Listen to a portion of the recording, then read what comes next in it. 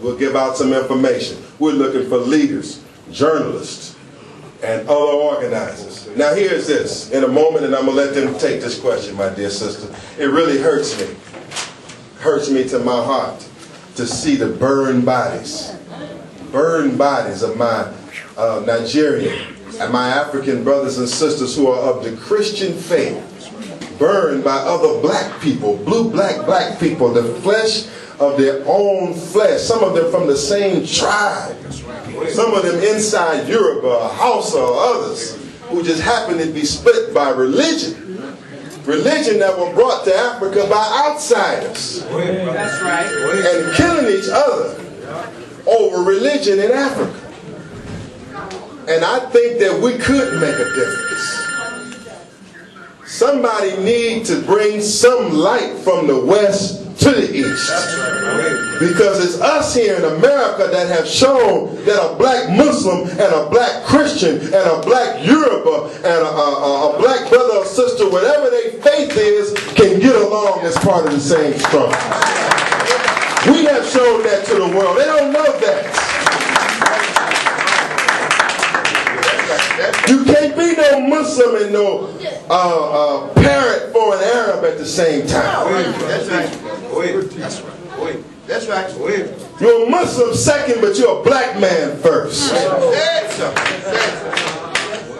You're a Christian second, you're a black woman first. We're black by nature, born black. We can't let nothing, no Bible, no Quran, no prophet, no instruction from Scripture get between us. We are the people of God. Don't let nobody turn us against each other. Hell no, for no reason. That hurt me, sister. To see them bodies out there burned by black people who are killing them in the name of religion. Go ahead, brother. Yes, sir. Go ahead, brother. That's right. Go ahead. We are Muslims, but we ain't that kind of Muslims. That's right. And I'm here to tell you that Khallid Abdul Muhammad, and even on another level, Minister Louis Farrakhan taught us better. That's right. And we need to take that message to the world. Right, sir. Let some of these others jump on in. You speak about this often. Come on in, please. This is Bashir Akinyele of the Newark Anti-Violence Coalition. Black power. Black power. All power to the people. Hotep, peace.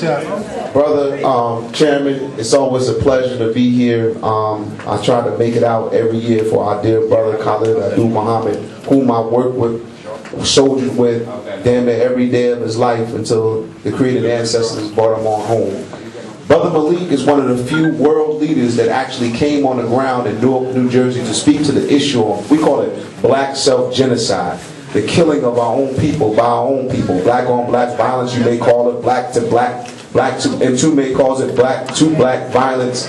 It's all genocide. And Brother Malik, like I said, one of the few world leaders, not just a national leader, one of the few world leaders to speak to this issue. Our dear brother Minister Farrakhan recently came to Newark just a few months ago. Chuck D and our good brother, one of the original Black Panther Party members, Deruba Ben Wahad, spoke to this issue as well, came on the ground. The Newark Anti-Violence Coalition, again, every single week goes out, shuts traffic down using civil disobedience. That means no permits, nothing. Shut it down, the whole block. No drug dealing, no buses can come through, traffic. Everything shuts down to raise this issue of black genocide plaguing the black community in America and throughout the world. Our heart pains every day about the violence that's going on in Africa in terms of the Christians and the Muslims killing each other, brother Chairman.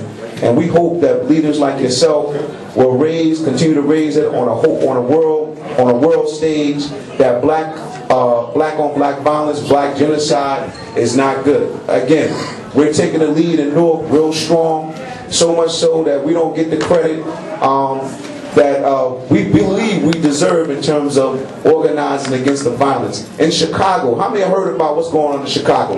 Murder capital. Huh? How many black people were killed in Chicago this year, this past year? Over 500 black people murdered in the city of Chicago, and nobody said nothing. And let me just say this, Brother Malik. Yes, our hearts went out for the children of Connecticut. Real talk. Black, white, or other, our hearts went out. But black babies been dying from Jersey to California and all around the world, and nobody hasn't said nothing about it. The president on down, family. Nothing. Nothing. No tears, no policies, no laws, nothing. Brothers like Malik came in, only brothers like Malik. That's why we value brothers like Malik. Because they, and Minister Farrakhan's, because they're the few leaders that continuously speak to the issue, whereas nobody says nothing. The president didn't say anything. Mayor Cory Booker, the mayor of the city of Newark, right, hasn't said one thing. One thing, hasn't come out to one rally to speak about the death of black babies in the city of Newark, family. This is really talking about crying. You know what I mean? Nights I've cried. I'm a school teacher in the city of Newark. In my 16 years, I've been teaching for 19 years. In my first 16 years of teaching, I've lost 30 students to violence, family. Black kids. Black kids. And no one has raised the issue yet. So Malik, we thank you. If you want to get down with us, we can be reached, and Malik always knows this, we can be reached on Facebook. We have a Facebook page, Newark Anti-Violence Coalition Facebook page. Our email address is nabc@googlegroups.com. And Brother Malik, again, I want to thank you, brother. I just came to support this celebration. I was going to sit in the back, and Brother Malik said, brother, come on forward, brother. You're an organizer. I'm humbly grateful to that, brother. But anytime, if anybody wants to organize with us against this black genocide that's plaguing our communities from America, all around the world, please get in contact with us. Again, my name is Brother Bashir Akinyele. Black power, all power to the people. Hotel, peace. All right. We're going to move it. I'm going to try to move fast. There's so many questions. It's the kind of, and there was a sister, Queen, hold on, that I met. She's right here behind him. Okay, you go first, and Brother Abdul, and you right here. So come get in the line, brother, because there's so many hands. I will have forgot. Yes, ma'am. Go right ahead. Yes, grace and peace, good evening. I am the press secretary for the Committee to Honor Black Heroes. My name is Twana and Benjamin. I just wanted to address a couple of things that I haven't heard from any of the speakers. Well, in reference to the political fight, first, we need to start by, like how the Jews do it. It's 55 people to a politician. That's when they have a write-up concerning what needs to change in the community, and I believe we need to start doing it. Y'all can come to the Committee to Honor Black Heroes. I write letters. I'm a humanities and justice major, and my minor is theater at John Jay College of Criminal Justice. I have an associate's in criminal justice from Kingsborough Community College. I'm not afraid of the government. And I just wanted to share with you, in reference to the legal fight, I would like for you to look into, Mr. Shabazz. Yes, ma'am. I would like for you to look into the LSAC. That is the that's the Law School Admissions Council. There are black African-American students, well, we could say Pan-African students, complaining about test scores being low among our people, and they're giving these high grades to the Indians and the Caucasians, and I believe something discriminatory is going on with that, and I'm about to make some noise. But I want to go about it the appropriate way, but I ain't scared. Yes. That's one. Two, in reference to the economic fight, what I see, and I say my credentials in studying science, you know, because I can be a scientist. I'm a scientist in thought. That basically the economic fight, the heart and the core of our economic fight here in New York State, city, on all levels, is the foster care system. It's not the jail system, because without the foster care system, you don't have, without the foster care system, there would be no police, hospitals, colleges, politicians working in cahoots with one another. I can identify that terminology, if I all due respect, as enterprise conspiracy. I would like to know how we can get that program into the Library of Congress and put a copyright on that as a terminology that we can use. That is when auspices work together behind the scenes to conspire against people's rights that are in violation of Title 18, Section 241 against Rights Act under SCI law. I have an objection. Run it down. Next, the educational educational fight. Well, in reference to the educational fight, I want to know how do we further go about discriminating against the CUNY system, that's the City University of New York and the State University of New York, regarding our colleges, where right now I have a 311 complaint with the, it is the mayor of the Adult Education and the Consumer Affairs against Kingsborough College for discriminating against Pan-Africans through that English department and also through the math department. They are holding students back on purpose because they're black, because they do not want to see us go into the college fields, and I'll be damned, or what have you, that I allow that to happen. I already fought against John Jay because we have a racist security system, and they try to go against me for some Indian girl, and I let them know about the violations of Title 18. Don't come at me with that. The frauds and swindles, no. That's another violation under Title 18 of the FBI law. We got to look into that, because how are we going to make in this society when knowledge is power if we got racist Jews blocking us from where we need to go? Let's get to the heart of the problem next. The spiritual fight will be addressed when we start from within ourselves. We all need to eat according to our blood type. That's one. Two, we need to tell the truth and love and we got to love people and tell the truth all day long.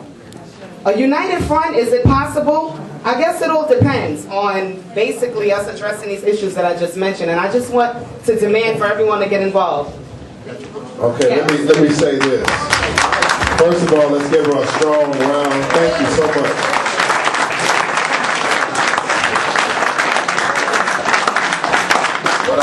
What I want to say is this. We have a good organization in place that needs more support. That organization is the Committee to Honor Black Heroes, under the legacy of Abubadika Sonny Carson, who, according to my study of that organization, specialize in combating urban problems that black people face in communities and providing solutions. I have much respect for the Committee to Honor Black Heroes, and Brother Atim, who is not here, and Brother Ali Lamont. They're like my big brothers. And when we wanted to have the Million Youth March anniversary in Brooklyn, they stood against all opposition. They stood with us. So my dear Queen, you've raised a litany of important issues that I would like to help you with some of them. I am right now in the process of being admitted to the federal courts in New York City. We're fighting the federal courts in New York City, so that these constitutional claims you raise and these issues, which are really beyond the state level, they're constitutional questions, I would like to be able to help the Committee to Honor Black Heroes. We're fighting discrimination on the LSAT and other areas in schools. And I hear it all the time in New York, 17 schools closing. There are problems. And, you know, I can't promise what the whole world gonna do. I can't promise what a whole bunch of organizations will do. I can tell you what Attorney Shabazz will do with Committee to Honor Black Heroes. And I will tell you this, that I have been driving and driving. I've been out of here for a minute, but I have been driving and driving to get the Panther Party in this city ready so that they can be a force that will back any demand that we have.